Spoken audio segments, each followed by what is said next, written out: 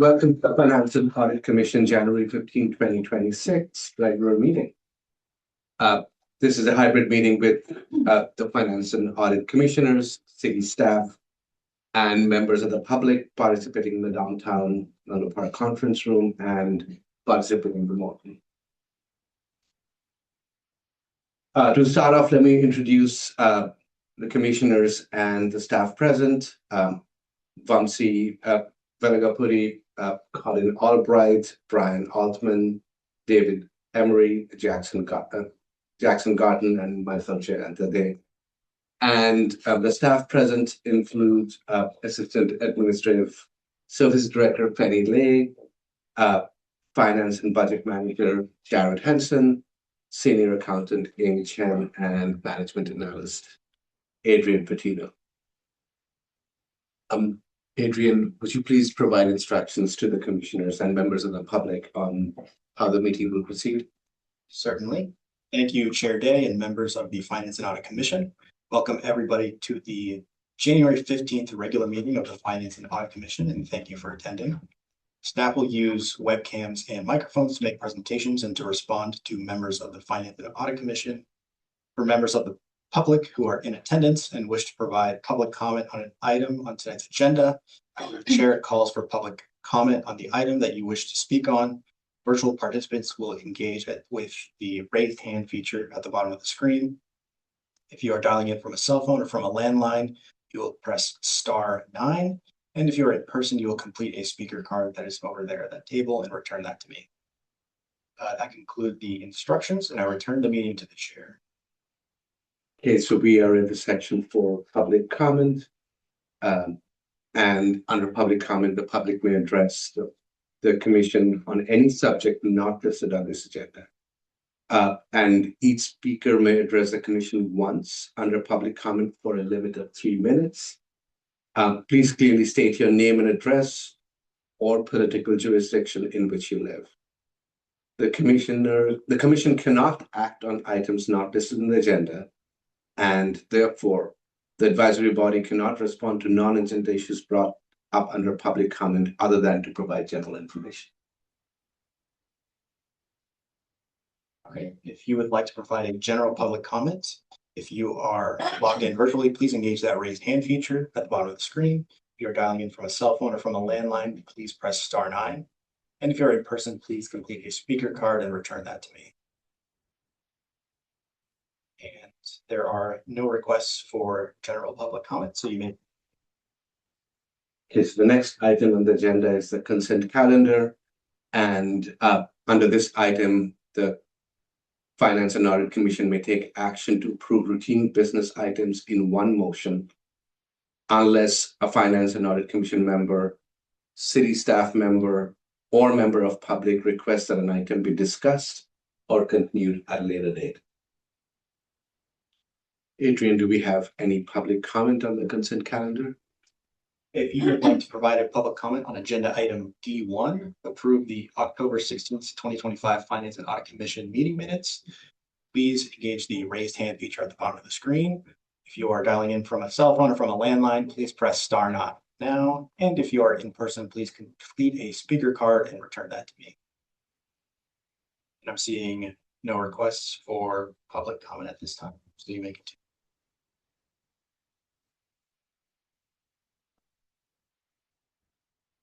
Do any of the commissioners have any comments?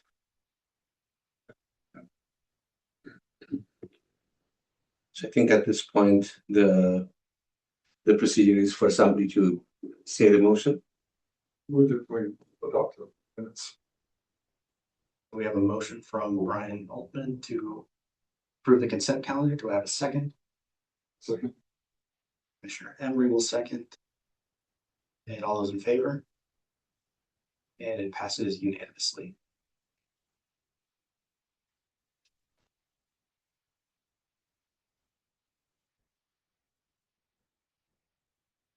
Okay, we are on to the next, which is a regular business, under which the Finance and Audit Commission considers recommendations from city staff on policy matters or administrative actions that require the Commission's approval.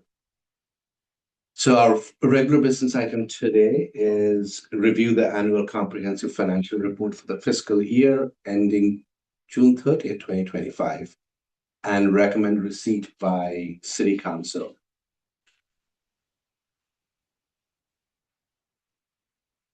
So Assistant Administrative Services Director Fannie Lane, would you introduce the item? Sure. So tonight we're going to talk about the ACFR for the annual comprehensive financial report. Should we start the slide?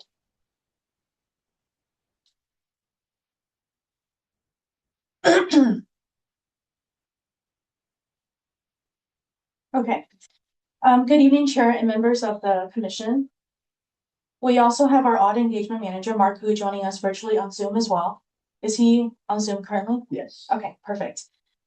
So if you have any questions directed at him, we have option to do that. Thank you for the opportunity to present the city's annual comprehensive financial report for the ACFR for the fiscal year ending June 30th, 2025. The ACFR is the city's official audited record of financial performance and position. While the annual budget reflects our financial plan for the future, the ACFR presents the actual results, providing a clear picture of the city's finances at year end. To start with the key highlight, the independent auditors issued an unmodified opinion, commonly referred to as a clean audit. Tonight, we will briefly review the ACFR structure, financial results, and key indicators of the city's fiscal health. This evening, I'll provide an overview of the city's financial reporting with an emphasis on transparency, regulatory compliance, and overall financial condition. We'll start with an overview of the ACFR, including its purpose, scope, and preparation process, how it serves as the primary source for reporting the city's audited financial position. Next, I'll walk through the financial reporting and fund accounting fundamentals, explaining why governments use this approach. We'll then review the city's revenues and expenditures, highlighting major revenue sources, key spending categories, and how changes in revenues and expenditure impact the fund balance, which is really important. Finally, I'll conclude the citywide financial overview, highlighting the city's overall financial position, notable trends, and key takeaways related to fiscal sustainability and audit oversight. At the conclusion of the presentation, we'll be happy to answer any questions or explore topics the Commission would like to discuss in greater detail.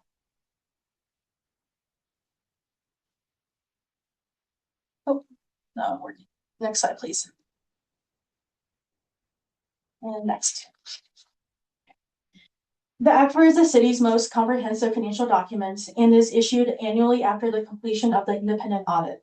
Unlike the budget, which is forward-looking, the ACFR is historical and audited, providing assurance that financial results are fairly presented in accordance with generally accepted accounting principle, or GAAP, established by the Governmental Accounting Standards Board, or GASB. For the Audit Committee, the ACFR is a key oversight tool. It allows us to evaluate the city's financial position, review significant accounting estimates and disclosures, assess trends over time, and confirm compliance with reporting standards and audit requirements. The document is relied upon not only by management and elected officials, but also by external stakeholders, such as bond rating agencies and regulators, making accuracy and clarity critical. Yeah. This is the ACFR process. So the city follows a standard collaborative process for the ACFR. The audit is performed in partnership with the Poon Group, providing independent review of the city's financial records. City staff, for data integrity, city staff supports the audit by preparing and providing detailed financial information, such as bank reconciliations, trial balances. All audit work is conducted in accordance with required professional standards to ensure consistency, accuracy, and reliability in reporting. In addition to on-site audit work, the ACFR also goes through additional independent review by senior audit partners. This added review helps ensure objectivity, quality, and compliance before the audit opinion is finalized, so we can rely on the results. At the conclusion of this process is the issuance of the final ACFR and the independent auditor's opinion that is before the Commission this evening. Our fiscal year 24-25 ACFR was officially issued on December 19th, 2025.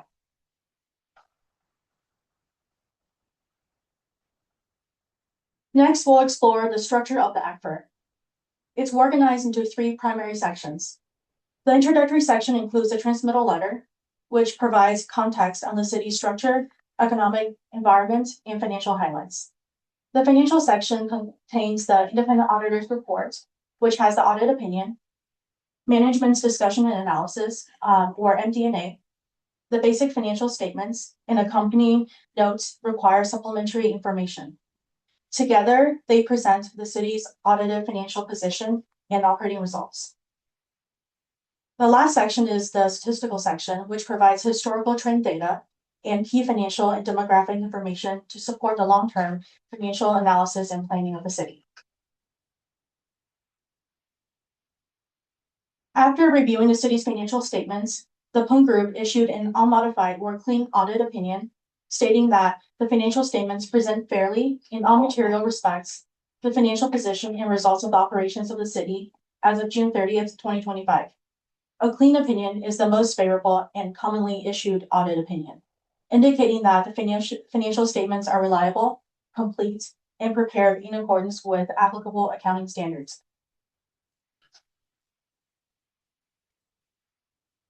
Next, we're moving on to financial reporting and the basics of fund accounting. Kind of help you understand a little bit. So the ACFR includes both government-wide and fund financial statements, because each serve a different but complementary purpose. The government-wide financial statements present the city as a single economic entity using full accrual accounting, which is similar to private sector accounting. They focus on the long-term financial position and overall operating results, including capital assets, long-term liabilities. The fund statements are further categorized by fund type. So you have the governmental funds, accounting for core public services and activities financed primarily by taxes, intergovernmental revenues, such as a general fund, and special revenue funds. Proprietary funds report activities that operate in business-like manners, are supported by user fees, such as enterprise funds or utilities. Fiduciary funds account for resources held by the city in a trustee or custodial capacity for others that are not available to support the city's own programs. Together, fund financial statements and government-wide financial statements provide a long-term, city-wide perspective and a detailed fund-level view, giving readers more complete understanding of the city's financial condition and accountability. The notes to the financial statements provide essential detail and context, explaining accounting policies, balances, disclosures, and support clarify the reported figures in the financial statements. So why do governments use fund accounting? Governments use fund accounting to emphasize accountability and legal compliance, which differs a little bit from private sector accounting that focuses primarily on profitability and return on investment. In government finance, funds kind of act like separate pots of money or wallets, if you will, that hold different, amounts of cash. Each established to track resources dedicated to a specific purpose to ensure that they are spent in accordance with legal, grant, or policy restrictions. While all funds are combined to create the city's total budget and overall financial statement, each fund is maintained independently with separate accounting records. The source of governmental revenue determines how funds may be used, whether restricted or unrestricted. This structure allows the city to demonstrate stewardship of public resources and compliance with spending requirements.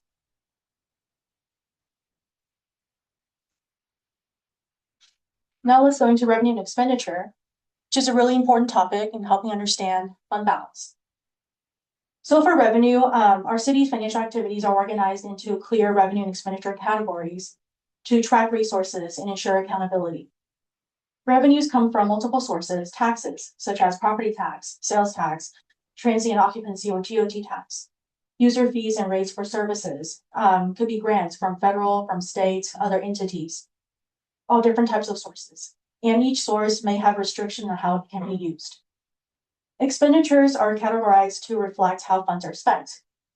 Current expenditure include personnel costs such as wages, retirements, fringe benefits, operating costs, such as material, contract, professional services, utilities. Capital outlay covers equipment purchases, could be for fleet, vehicle, construction cost, or amortization, other accounting costs. Debt service including principal interest payments on issued debt. Finally, the city may also record transfers to other funds to allocate between programs or funds. So these are the types of revenue and expenditure you would typically see.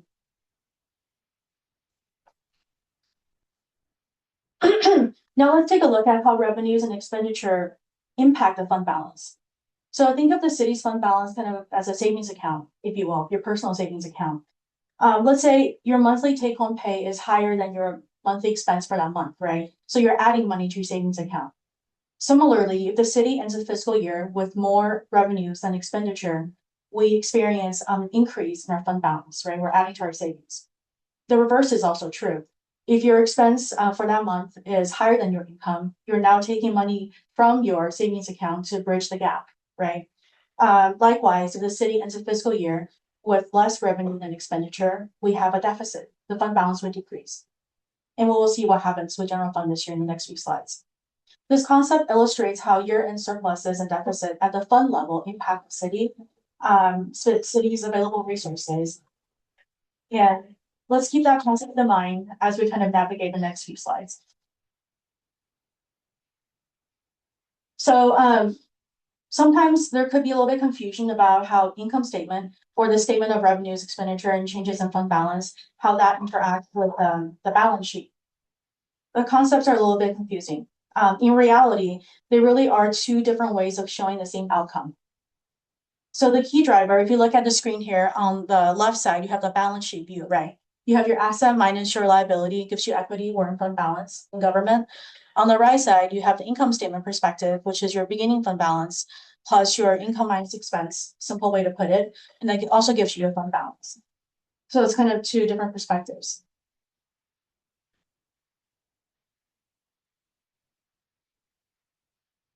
So now we have that concept in mind, we can take a look at citywide financial overview.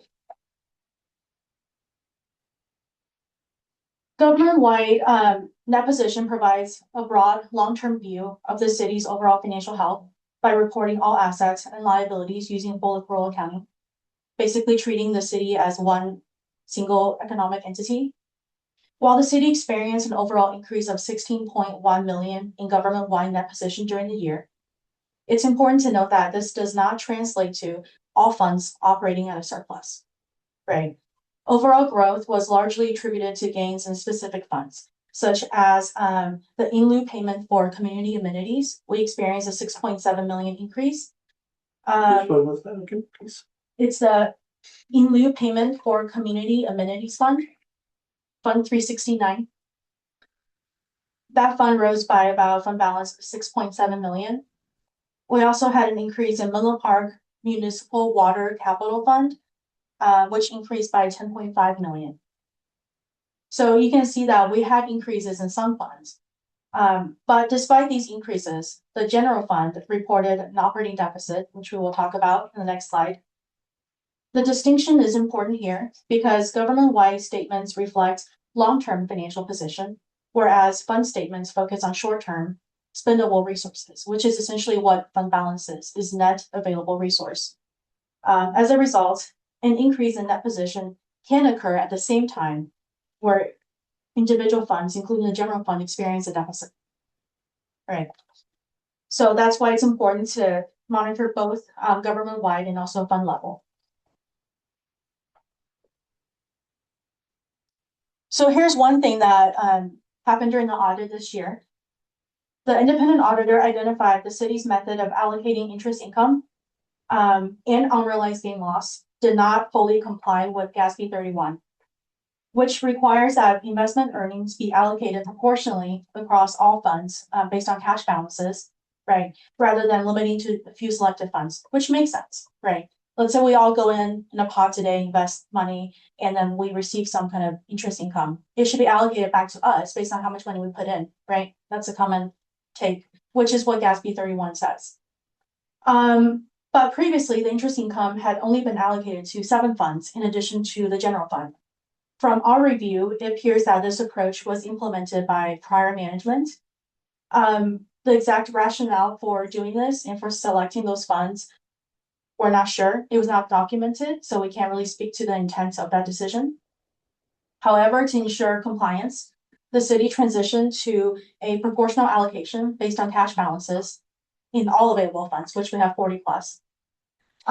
Essentially what that meant was general fund was allocated too much interest income. Right, you can imagine. So we had to push out the interest income and unrealized gain loss proportionally and fairly to other funds. These adjustments require prior period adjustment or PPAs dating back to fiscal year 21-22. So this included a 2 million reduction to the general fund, restating the beginning fund balance from 37.3 to 35.3 as of 23-24.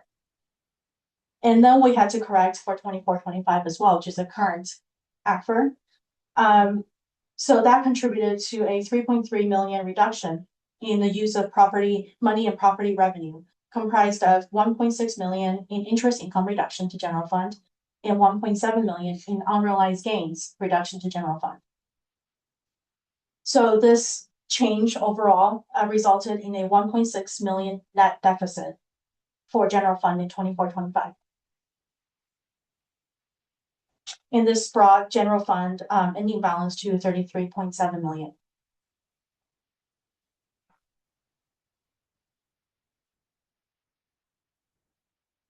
Looking at the operating result for general fund, so the total revenues increased by 6 million to 82.5 million, rising from 76.5 from 23-24. The increase was primarily driven by higher property tax, sales tax, and transient occupancy tax revenues.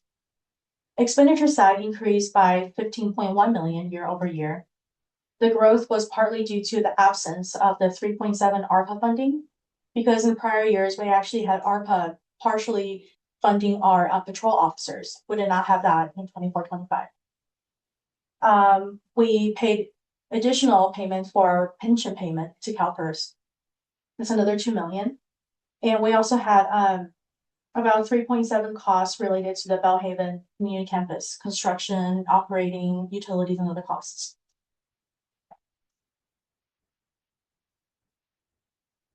So this is the breakdown for the general fund balance by category.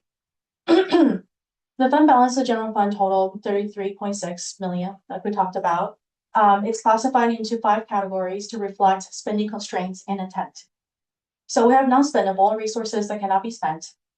This includes prepaid items or inventories around 0.6 million. We have restricted resources legally restricted by external authorities. Nothing there. Committed resources set aside by city council, resolution for specific purposes like emergency, contingency, economic stabilization, 25.9. Assigned, this is primarily encumbrances set aside with purchase orders that would roll forward to the next year, 1.3 million. And unassigned, resources not included in other categories and available for general use, 5.8. So that's the breakdown of the buckets.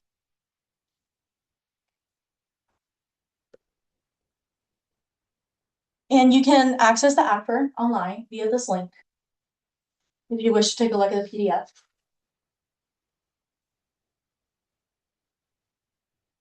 And that wraps up our presentation. Thank you for your time. And we're happy to take questions now or your thoughts. Thank you. Are there any clarifying questions from the commissioners before taking public comments? Can you explain City Council's desire to limit the use of unassigned fund balance to address unanticipated expenditures from the general fund for economic uncertainties? It's like right, it's on 36 of the PDF.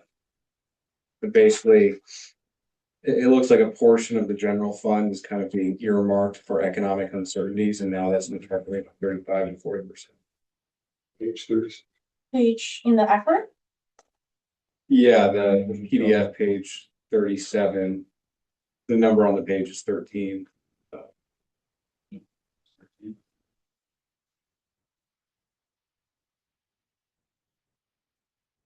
The amount set aside for the general funds Oh, the first Restricted. paragraph? Yeah, so Okay. they're restricted committed. Mhm. 37. Yeah, the city council policy for fund balance states that we will have two different reserves. There's three of them, but two of them are the major ones that we're talking about. The first one is the emergency contingencies, and then the second one is the economic uncertainties. And both of those are funded at between 20 and 25% of the general fund's operating expenses for the year.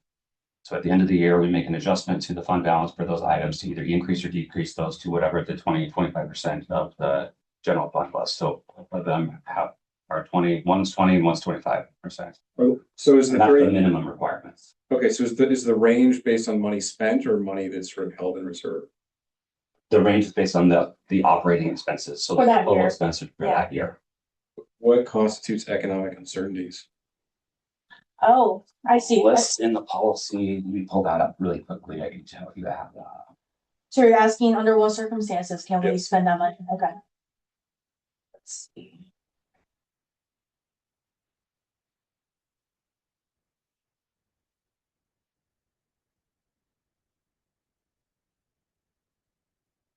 So the Economic Stabilization Fund is designed for the purpose of stabilizing delivery of city services during periods of severe operational budget deficits and to mitigate the effects of major economic uncertainties.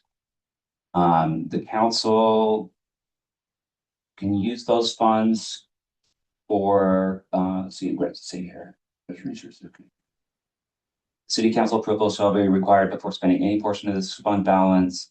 It shall be restricted or reserved for economic emergency situations. Examples of such include but are not limited to an unplanned major event such as a catastrophic disaster requiring expenditures that exceed the general fund emergency contingency reserve, budgeted revenue taken over by another entity, or a drop in projected or actual revenue of more than 5% of the general fund's adopted revenue budget. So those are the three things they specifically have identified for that bucket for economic stabilization. Thank you. Is that a quick related question? Because I think maybe in the last meeting we reviewed our separate contingency amount. We had about $200 million in the investments. And so the general fund 33.7, is that part of that contingency or that's on top of that 200 million? We get a sense of that. Oh, the investment portfolio. Yeah.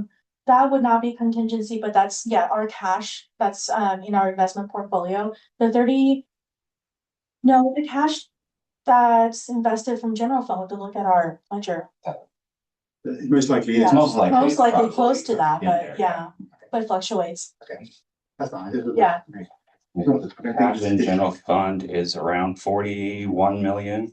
But month to month's kind of like, Yeah, Because in months and and out, months vary. yeah, it varies. And 41 is both the cash in the bank and the investments together. So yeah. full cash investments, I should say. I have one more question, just on that GASB 31 issue. So why was it not picked up last year by the audit? I'm going to get a sense of like why this year did the audit pick it up, but it didn't pick up potentially last year or the year before. Right. Should we open up the question to Mark, maybe, eventually? Mark, can you hear us? Oh, yes, I can hear. Okay, did you hear the question? Yeah. So why we didn't notice last year, and because this year this is the third year. So a third year that the Penn Group audit the Menlo Park City, and every year we gradually clean up the city accounting the book, and also clean up the report. So this year we'll just focus on the revenue, the interest allocation. Then we find it that within that when I drafted the report, and we noticed that the interest allocation is not that present fairly between the funds. So we brought up that question this year. I'm not sure. And so, because the question was, so you're saying we don't review those rules or the applications every year, but you only review some every year. Again, why was it not reviewed last year? just trying to get a sense of what may have happened 1 year to next, picked it up versus not. Give me 1 second. Let me pull it out.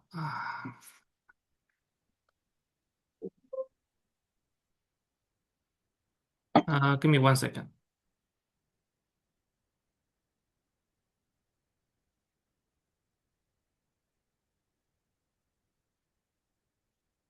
So last year.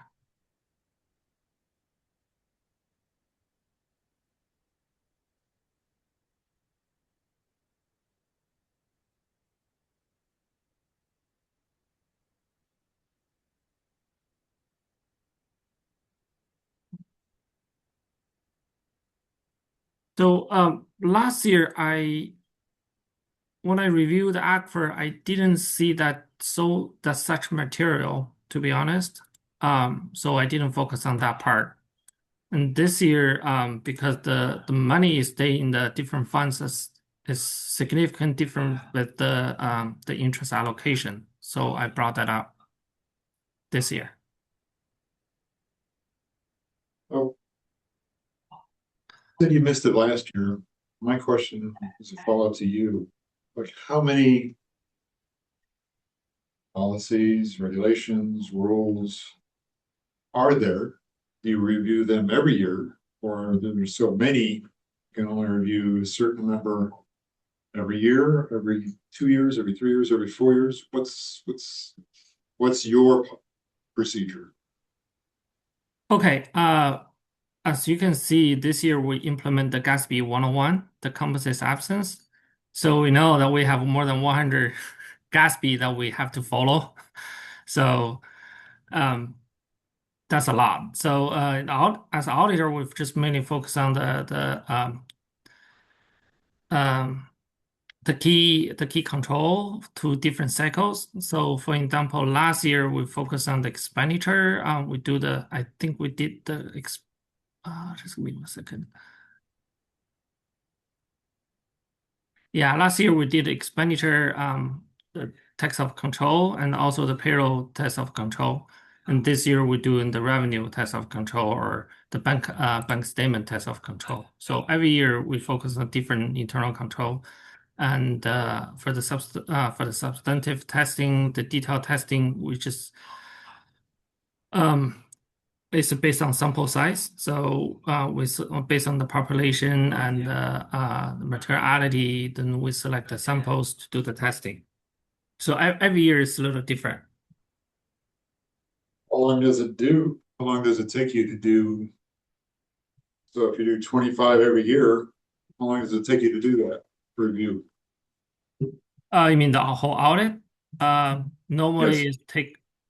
the field work takes okay. For the interim, normally it would take 2 weeks to do the interim. In the interim, we're basically doing the planning the audit and trying to select the sample, focus on like which cycle we need to focus on this year. That's during that period, and then we select the internal control samples to test whether the certain internal control tests of certain cycle are right in place and the effectiveness.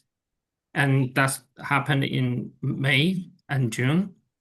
In October and November, after we receive the final trial balance, we'll do the substantive testing to do the whole from the cash to the revenue expenditure. We do all. We send out the confirmation. We select the sample to do the detailed testing. Yeah, that normally take 2 to 3 weeks. So after that, we gather information. We start to prepare the ACFR. That take this year probably take 3 weeks because we need a back and forth with the city to get the support we need, and also we need if we notice some question or the issues, we talk to the city and trying to resolve those before we issue the ACFR. Okay. Once you've identified something in your internal controls, how often do you review that? Every year? I mean, certainly don't want to go expenditures last year, excuse me, revenue this year, and then not review expenditures again until 2027, 2028. So what internal controls do you have to make sure So this? for the internal control, the pretty standard is require us like at least no more than 3 years. So once we test the internal control, for example, test the expenditure internal control, that may cover more no more than 3 years. Thank you. Mhm. You're welcome. Anybody else? Any other questions? I have one question on slide 18.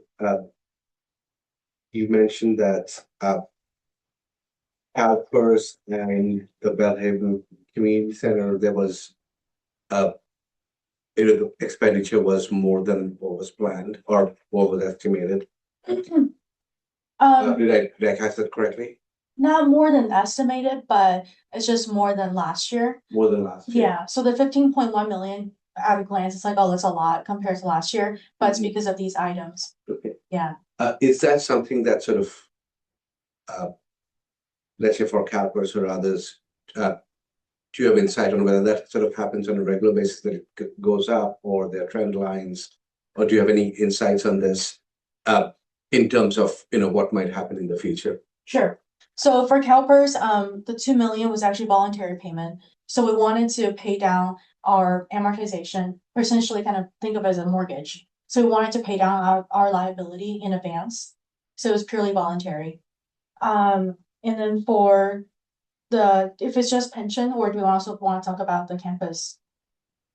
I was trying to understand. Yeah. So, and then do we do that on a periodic basis, or was there Yeah. a reason to do that specifically this year? Yes, so that happened in 24-25 because I believe we were supposed to do the 1 million payment in 23-24, but that was potentially delayed. So the 2 million kind of came out of 24-25 instead. I see. Yeah. So a timing issue. Okay. Yep.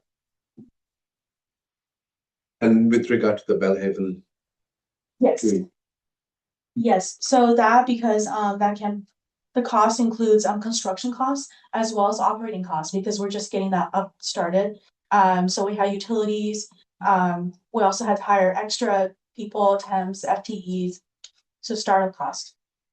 okay, so the extra FTEs, et cetera, do we, anticipate that to sort of continue for the foreseeable future? So that just becomes part of planned expense. Yep, to keep us their operating. Okay, so that year, because of startup costs, the expense was higher than the planned Prior, yeah, expense. correct. Thank you. Maybe it's a related question, sorry. Maybe more of a start, but was there anything surprising then in last year that would have been reflected in this? Because you mentioned like pension payment, but that's anticipated, it was estimated. So even though there's changes in the general fund, were there any big surprises or changes in the year that would have been reflected in these numbers that weren't anticipated, estimated, budgeted? Anything major? Maybe not. I don't get a sense of anything. Can't think of any, not an unanticipated expense, no. Everything is mostly Expected. anticipated. What we Yeah. expect, I mean, we expected increases in some areas. The Yeah. TOC is the one that pops in my head because we knew that the tax rate was going up, so we expected that to increase. Mhm. And I think it increased a little bit more than we had About 3 million, expected. yeah. But we were very, of course, we're always conservative on the revenue side when we project it, project less than we actually, not that we think we're gonna get, but we try to be under on revenue. Conservative, Yeah, yeah. be very conservative on the revenues and expenditures. We try to overestimate the expenditures, so we are under, we try to, as best as possible, but we've got to be under expenditures and over revenues instead of the other way around. Mhm. So, Yeah. no, but I don't think there was anything specific for. Jumps out at me, that- yeah. Yeah, nothing is.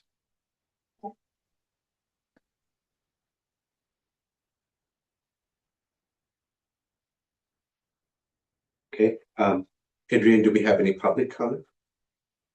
All right, if you would like to provide a public comment on tonight's agenda item E1, review the annual comprehensive financial report for the fiscal year ending June 30th, 2025, and recommend receipt by city council. If you are logged in virtually, please engage the raised hand feature at the bottom of your screen. If you are dialing in from a cell phone or from a landline, please press *9. And if you are in person, please complete a speaker card and return that to me. And I'm seeing no request for public comment at this time, so you may continue. Okay, so at this stage, we open for Finance and Audit Commission discussion. Any on this topic?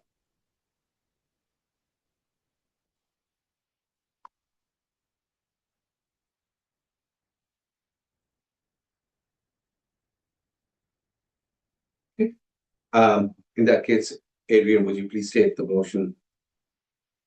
All right, so motion to recommend receipt of the annual comprehensive financial report for the fiscal year ending June 30th, 2025 by City Council. What is that? What does recommend receipt mean? Just at a high level, what does recommend receipt? What is, that means we're recommending the council receive it? Yes, Okay, yeah, I just want to make sure. I'll provide that motion. so we have a motion by Commissioner Velgo-Gooding. Do we have a second? Commissioner Altman seconds. All in favor? And the motion passes unanimously.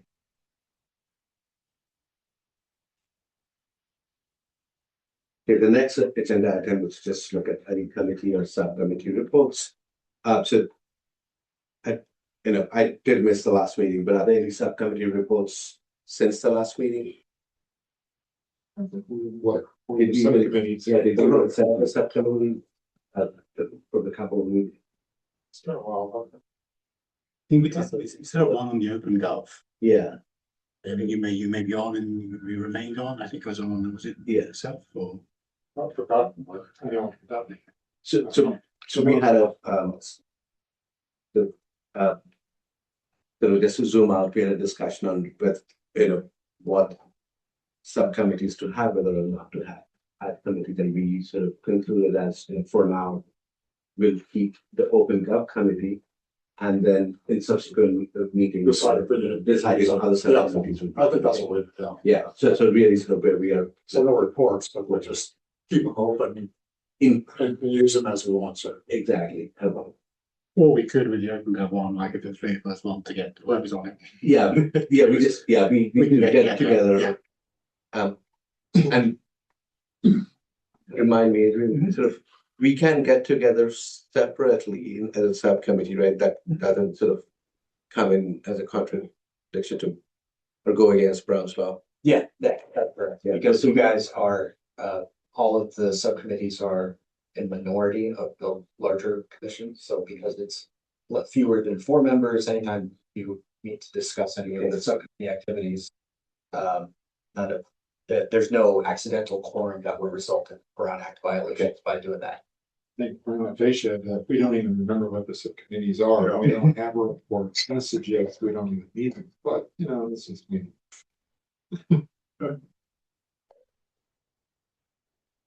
Again, sort of, I think the only sort of committee that the subcommittee that sort of is currently sort of official for this year is Open Gov, and we can create or propose creation of other subcommittees if needed, and goes through the process of improving it. And there hasn't been any meeting of Open Gov to come and submit reports. So, I mean, your statement is fair. It's sort of going and creating a subcommittee. Yeah. Start the proposal and go through the process with what gets created.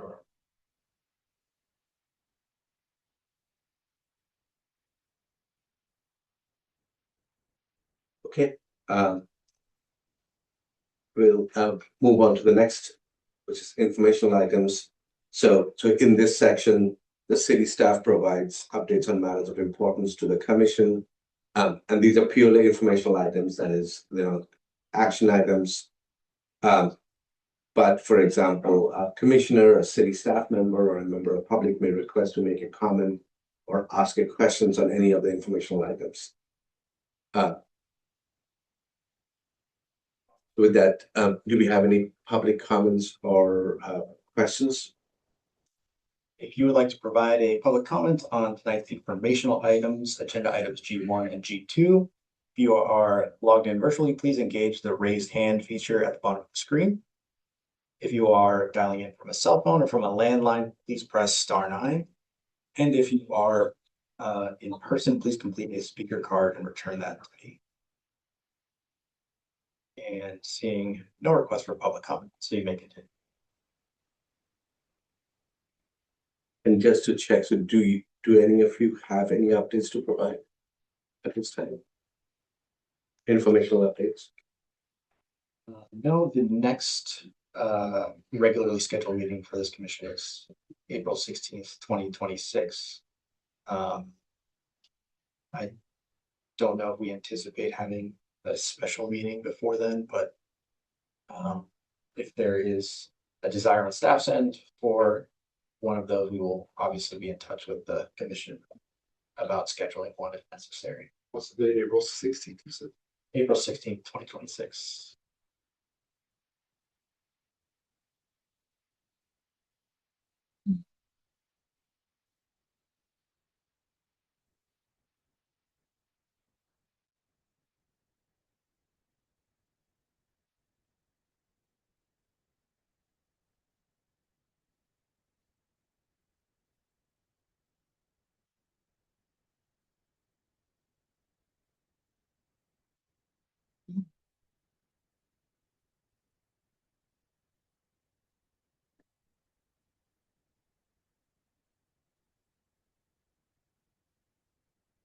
Okay, the next item is the quarterly update on city grant funding.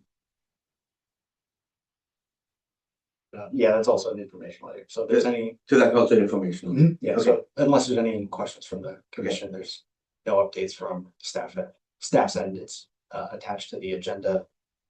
Same as the prior iterations of the grant updates. I did look through the city grant funding. I didn't have any specific questions, but anybody else have any specific questions? The electric vehicle charges at city facilities, is that strictly for city vehicles or is it just, sorry? So electric vehicle chargers.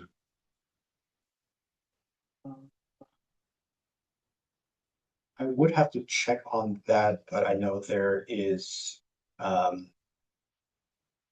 there are projects around both kinds of both upgrading existing chargers that are for public and for city vehicle use, as well as installation of chargers specifically for city fleet vehicles, particularly for public works. So I'm not 100% sure if this grant is intended for either of those projects or for both, but that's something we can look into and bring back at the next meeting. I was just curious.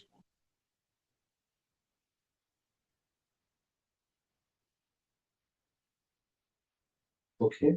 And that is, we are at the stage of where we can adjourn this meeting. Thank you all. Thank you. Thank you.